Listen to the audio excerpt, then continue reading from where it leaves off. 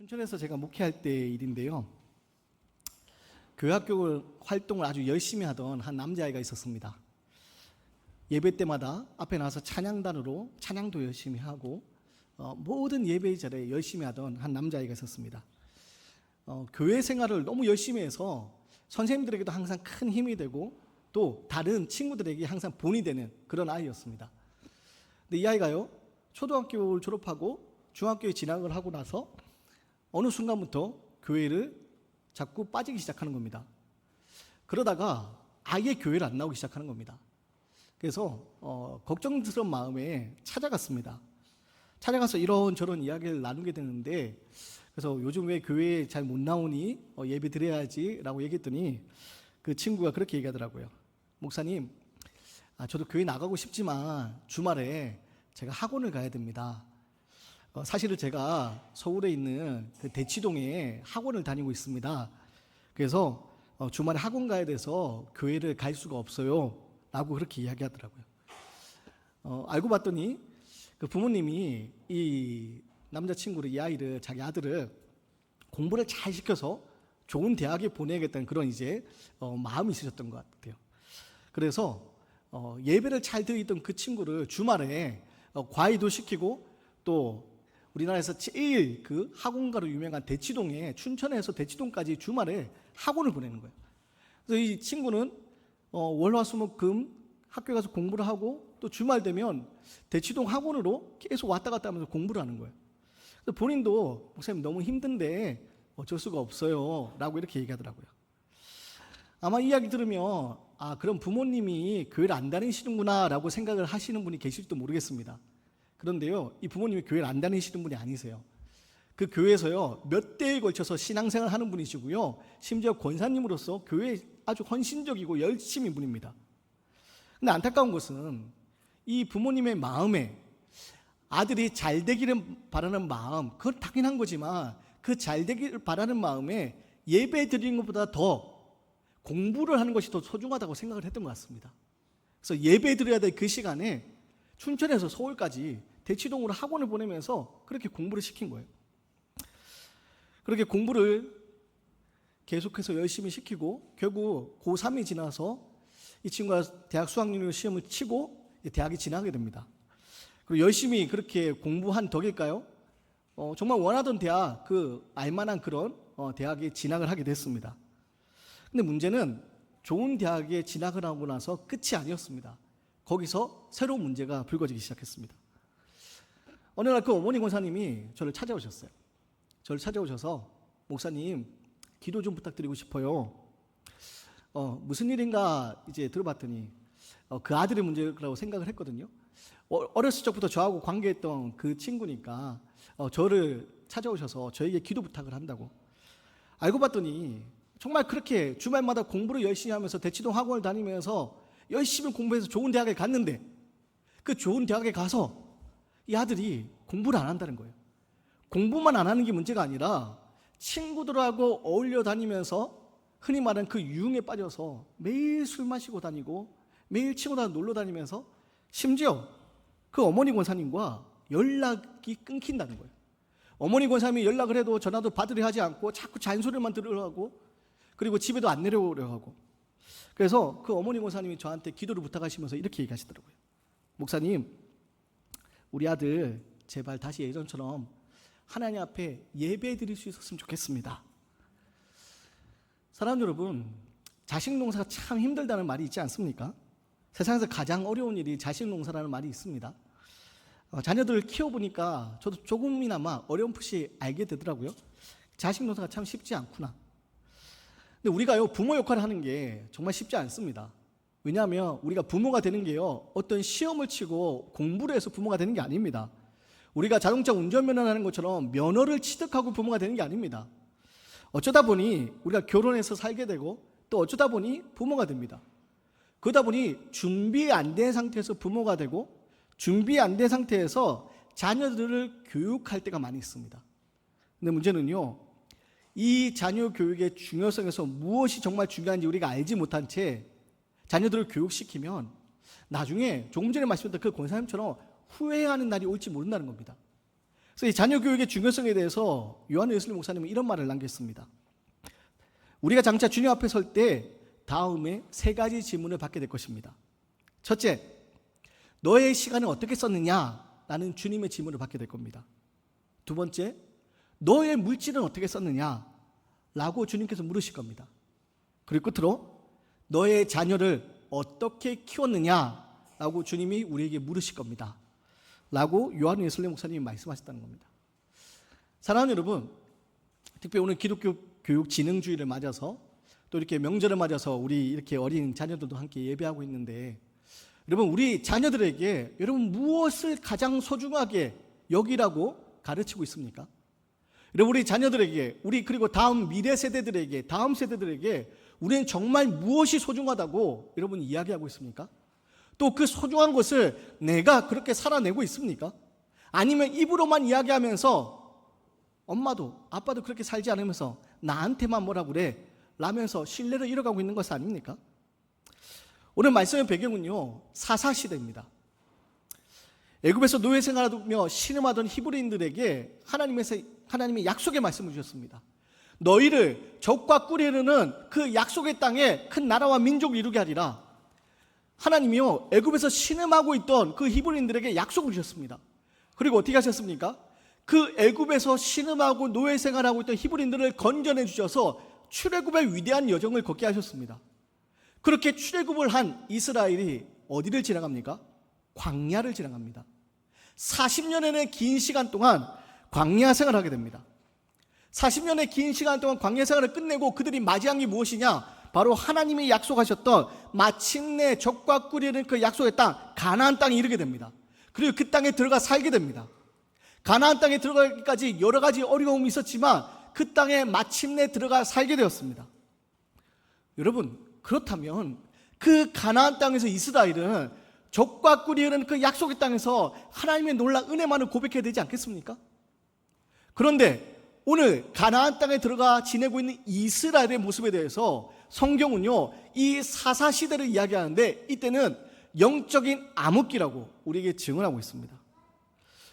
적과 꿀이 흐르는 약속의 땅에 그들이 비로소 들어가게 되었지만 그들은요, 그 땅에서 영적인 암흑기를 맞이하게 됩니다. 애굽의 압제가 아니었습니다. 애굽의 압제로부터는 자유를 얻었지만 지금 하나님이 약속하신 가나안 땅에서 그들은요, 하나님과의 관계가 깨어진 채 영적인 암흑기를 보내게 됩니다. 그래서 오늘 말씀 보면요, 세대가 구분되어 등장하는데 하나님을 알고 있는 세대와 하나님을 알지 못하는 세대로 구분되어서 이야기합니다. 먼저 6절과 7절 말씀인데요, 우리 6절과 7절 말씀을 함께 읽어보겠습니다. 시작.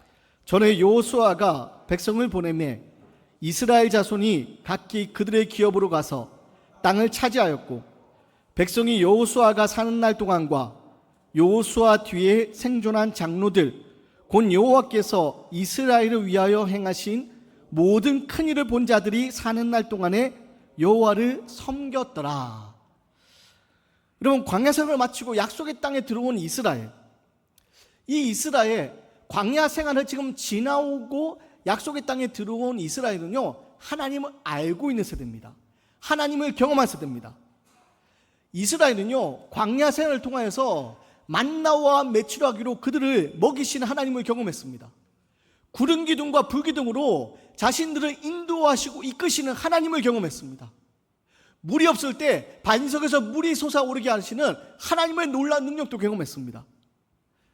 광야 생활, 비록 힘들고 척박한 그런 그 땅에서 보내는 괴로움의 시간이기도 했지만, 반면에 그 가운데 함께 하시는, 이스라엘을 돌보시고 이끄시는, 인도하시는 하나님을 그들은 경험했습니다. 그래서 이스라엘은요, 광야 생활을 통하여서 하나님의 위대한 큰 일을 알게 되었던 겁니다. 문제는 그 광야 세대, 특별히 여호수아가 죽은 후에 하나님을 알지 못하는 세대가 등장하였다라고 오늘 성경이 증언합니다. 8절에서 10절 말씀을 우리 한 목소리로 함께 읽어보도록 하겠습니다. 8절에서 10절 말씀을 함께 읽습니다. 여호와의 종 눈의 아들 여호수아가 110세에 죽음에 무리가 그의 기업의 경내 에브라임 산지 가스산 북쪽 딥낫 헤레스에 장사하였고, 그 세대의 사람도 다 그 조상들에게로 돌아갔고, 그 후에 일어난 다른 세대는 여호와를 알지 못하며 여호와께서 이스라엘을 위하여 행하신 일도 알지 못하였더라. 그럼 광야를 지나면서 약속의 땅에 들어옵니다. 근데 약속의 땅에 들어와서 광야를 경험했던, 하나님의 놀라운 능력을 경험하고 하나님의 은혜를 경험했던 그 광야 세대들이 이제 그 조상들에게 돌아갑니다. 죽음을 맞이하게 됩니다. 그리고 그 후에 일어난 가나안 땅에서 태어나고 가나안 땅에서 일어난 다음 세대는요, 여호와를 알지 못하면서 하나님이 이스라엘을 위하여 행하신 큰 일을 알지 못하였더라라고 성경이 증언합니다. 사실 가나안 땅에 들어와서 이런 일이 일어나게 될까봐 여호수아는요, 이 일을 걱정을 했었습니다. 그래서 이 가나안 땅에 입성하기 전 여호수아가 세겜 땅에서 이스라엘 백성들 다 불러 모아서 이스라엘 백성들에게 신신당부를 합니다. 뭐라고 당부하느냐? 너희들 여호와를 잊지 말아라. 나는 하나님을 택하고 하나님을 사람으로 살아갈 테니 너희들도 여호와를 잊지 말아라. 여호와를 택하며 여호와의 하나님의 사람으로 살아라. 여호수아가요, 신신당부를 세겜 땅에서 했습니다. 문제는 여호수아가 그렇게 신신당부했지만 여호수아가 죽은 이후에 태어난 세대들, 그 세대들은 하나님을 알지 못하는 세대가 되었다라고 성경이 증언합니다. 그럼 하나님을 알지 못하는 세대, 그럼 이게 왜 문제냐? 오늘 우리가 읽지 않았지만요, 15절 말씀 이런 말씀이 있습니다. 제가 읽어드릴게요. 그들이 어디로 가든지 여호와의 손이 그들에게 재앙을 내리시니 곧 여호와께서 말씀하신 것과 같고 여호와께서 그들에게 맹세하신 것과 같아서 그들의 괴로움이 심하였더라. 여러분, 하나님을 알지 못하는 세대가 어떻게 되느냐? 15절 말씀 보면요, 그들이 어디로 가든지 여호와의 손이 그들에게 재앙을 내리시니, 그들이 어디로 가든지 하나님의 손이 그들에게 재앙을 내리셔 그들이 괴로움이 심하였더라. 여러분, 하나님을 알지 못하는 세대, 그게 왜 문제냐? 지금 하나님을 알지 못하는 세대는요, 그 가나안 땅에서 하나님의 징계 가운데서 괴로움 속에서 지내게 됩니다. 그래서 여러분, 사사기를 보면요, 이 일이 계속해서 반복되어서 등장합니다. 하나님을 알지 못하는 세대가 하나님부터 징계를 당합니다. 하나님의 징계를 당하고 그들이 비로소 왜 우리가 이런 일을 경험하게 될까? 우리가 여호와를 알지 못했구나. 그들을 회개합니다. 그 다시 하나님을 찾습니다. 하나님의 도움을 구합니다.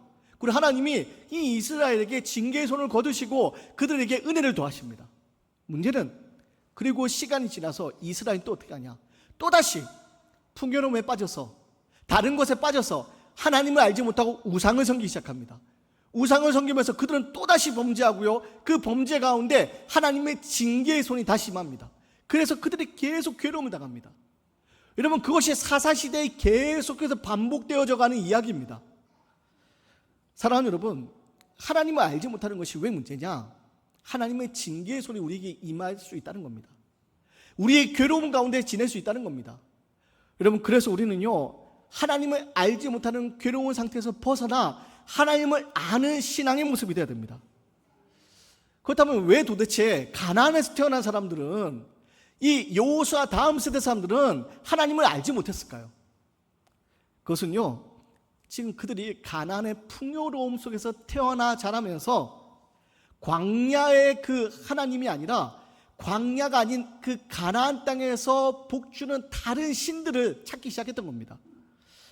여러분, 가나안에서 태어난 사람들은요, 광야에서처럼 어려움을 겪지 않았습니다.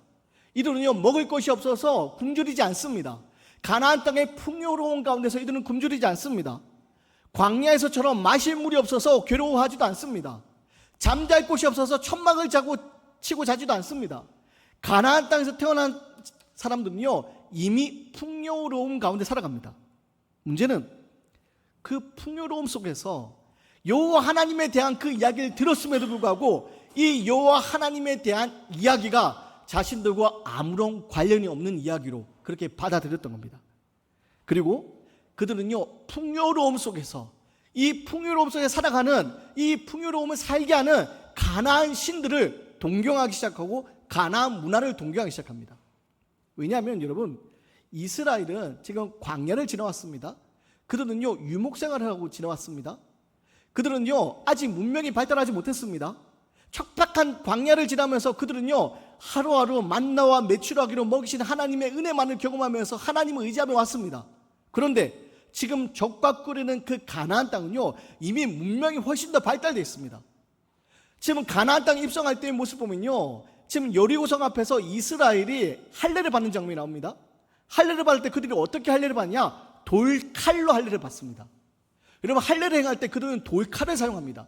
그런데 가나안 땅에 살고 있던 가나안 원주민들은요, 이미 한 단계 더 발전한 철기를 사용하고 있습니다.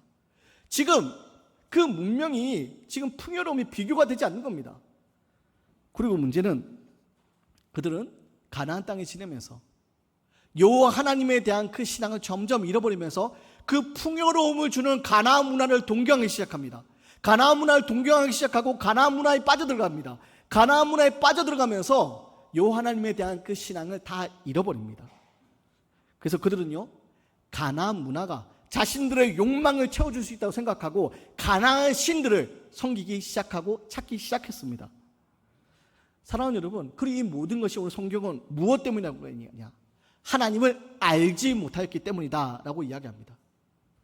사랑하는 여러분, 여러분 하나님을 알고 계십니까? 우리들은 하나님을 알고 있습니까? 여러분, 하나님을 안다는 건요, 성경의 이야기를 듣고 머리로 아는 것을 이야기하는 것이 아닙니다.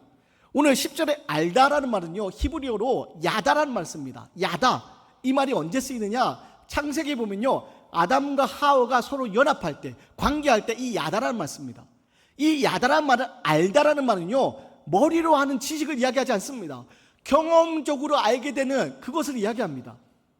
여러분, 그래서 지금 하나님을 아는 것은요, 내가 이야기를 듣고 하나님 이런 분이시지 아는 것에 그치는 것이 아니라 내 삶 가운데 살아계시고 역사하신 하나님의 놀라운 손길을 고백하는 것, 그것이 하나님을 아는 것입니다. 문제는 가나안 땅에 태어난 사람들은요, 풍요로움 속에서 하나님을 알지 못했다라는 겁니다. 하나님에 대한 이야기를 듣지 못해서가 아닙니다. 하나님에 대한 이야기를 들었습니다. 그 아버지가 할아버지가 들려주는 하나님 이야기를 들었습니다. 출애굽시키셨던 하나님의 놀라운 이야기를 들었습니다. 홍해를 건너게 하신 이야기, 광야길 가운데서 만나와 메추라기로 먹이셨던 하나님 이야기를 들었습니다. 문제는 듣고 머리로만 알고 그쳤던 겁니다. 오늘 성경이 말하는 하나님과의 관계, 살아계신 하나님을 경험하는 그 신앙을 그들은 알지 못했습니다. 그래서 광야 세대가 출애굽 광야 생활을 통해서 경험했던 하나님, 살아계신 하나님을요, 가나안 세대, 다음 세대는 알지 못했습니다. 사랑하는 여러분, 오늘 말씀 앞에 우리가 묻고 싶습니다. 오늘 우리는 하나님을 알고 있습니까? 오늘 우리는 하나님을 고백하며 살고 있습니까? 특별히 오늘 이 자리에 명절을 맞아서 우리 어린 자녀들도 많이 와 있는데, 여러분, 이 자녀들이 하나님을 알아가는 것이 너무나 중요합니다. 여러분, 하나님을 알지 못할 때 머리로만 하나님을 알게 되면 어떻게 되느냐? 결국에는요, 어린 시절 부모의 품 안에 있을 때는 함께 예배의 자리에 거하지만 어린 시절이 지나 그들이 성장했을 때 교회를 떠나게 됩니다. 오랜 시간 교육 목사를 하면서요, 교회를 떠나는 너무나도 많은 청년들을 보았습니다. 그 청년들이 그러면 신앙생활을 허투루 했냐? 그렇지 않습니다. 누구보다 열심히 신앙생활을 했던 이들이요, 부모의 품을 떠나는 순간, 세상 문화에 젖어드는 순간, 세상 문화에 빠져드는 순간 교회로부터 등을 돌리는 그 모습을 너무나도 많이 보았습니다.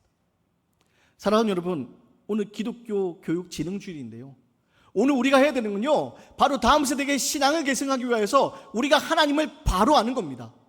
머리로만 하나님을 아는 것이 아니라 우리의 삶 가운데 지금 역사하고 계신 하나님을 우리는 아는 겁니다. 경험하고 고백하는 것, 그것이 오늘 우리에게 필요합니다. 사실 말씀을 준비하면서 나는 하나님을 알고 있는가? 이 물음 앞에서 끊임없이 기도를 해야만 했습니다.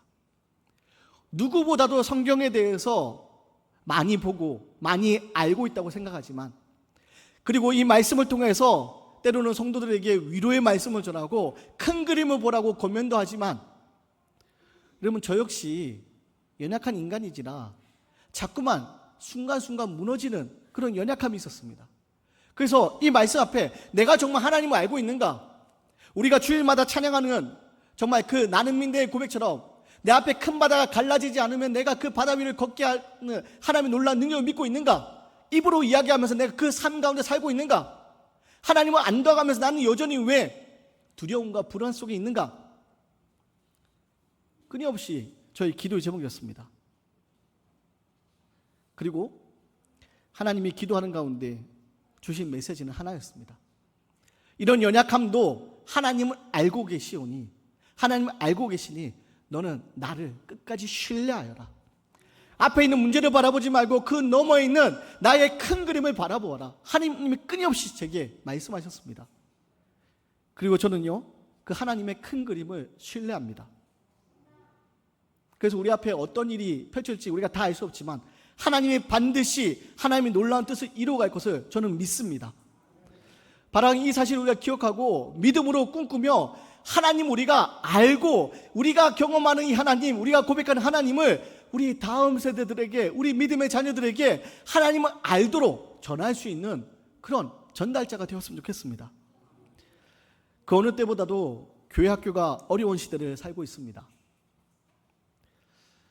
사실 교회 학교가 어려운 이 문제는요, 오래전부터 예견되어 왔던 문제고, 제가 20년 전 신학교에 다닐 때만 하더라도요, 그때 이미 이 사실에 대해서 이야기하는 사람들이 있었습니다. 유럽에 있는 교회를 가보라고. 유럽에 있는 교회를 가보면 다 머리 하얀 할아버지 할머니들밖에 없다고, 젊은 사람들 아무도 없다고, 우리 한국 교회도 이런 위기가 올 것이라고. 그리고 코로나를 지나면서 정말 한국 교회가 큰 위기가 이렇게 닥쳤습니다.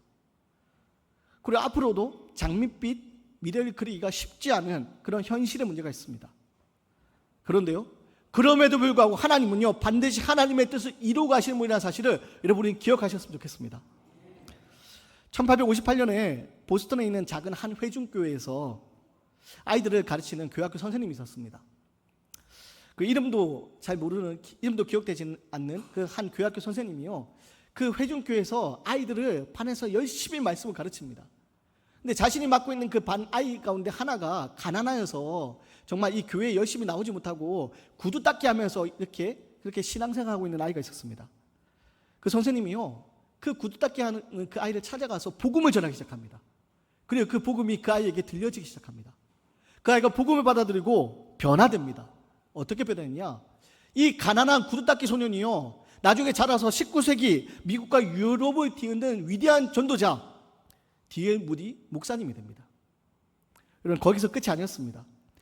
이 D.L. 무디 목사님이요, 위대한 전도자의 삶을 살아가면서 그렇게 시간을 보내는데 21년이 지난 어느 날 영국 런던의 한 집회에서 말씀을 전합니다.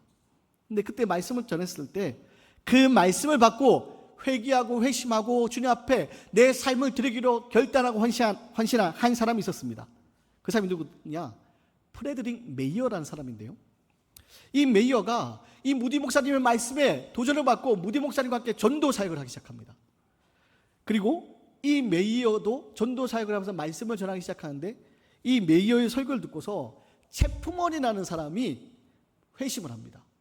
그 채프먼이라는 사람이 YMC에서 이렇게 일하고 있었는데, 이 회심을 하고 이 사람도 전도자로 살아가면서 자신이 경험한 이 하나님, 자신이 알고 있는 하나님은요, 한 메이저리그 야구 선수에게 복음을 전합니다. 그리고 그 야구 선수가 이 복음을 받아들이고요, 복음을 전하는 증인으로 살기로 결심합니다. 그리고 이 사람이 빌리 썬데이라고 훗날 150만 명에게 복음을 전하는 그런 사람이 됩니다. 근데 이야기가요, 계속 이어집니다. 여러분, 이 빌리 썬데이가요, 노스캐롤라이나의 샬롯이라는 도시에서 집회를 열게 됩니다. 집회를 열게 되는데 3주간의 큰 말씀 집회를 하는데, 정말 열심을 다해 집회를 하는데 아무도 복음을 받아들이지 않습니다. 앞에서 말씀을 전하는 이 빌리 썬데이가 낙심이 됩니다. 정말 하나님의 복음, 내가 경험한 하나님, 내가 알고 있는 하나님을 전하고 있는데 아무도 받아들이니까 낙심이 됩니다.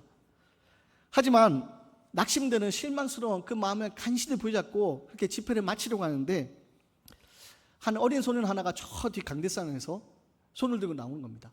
그러면서 이야기합니다. 자신이 예수님을 영접하고 자신의 삶을 하나님께 드리겠노라고.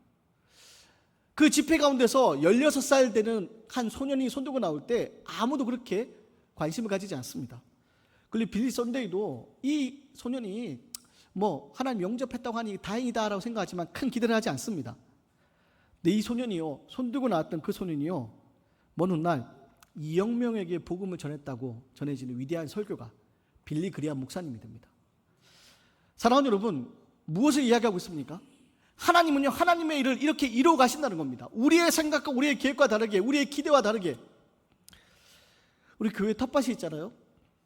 교회 텃밭에 수박이 자랐습니다. 심은 적도 없는데. 안 놀라시네요. 심은 적이 없는 수박이 자란 것에 대해서. 여러분, 심은 적이 없는데 수박이 자랐습니다. 왜 자랐을까요? 우리 지난 여름, 이번 여름 너무나 무더워서 정말 맛있게 수박을 많이 먹지 않았습니까? 너무 맛있게 많이 먹고 그 수박을 우리 뒤 텃밭에 묻었습니다.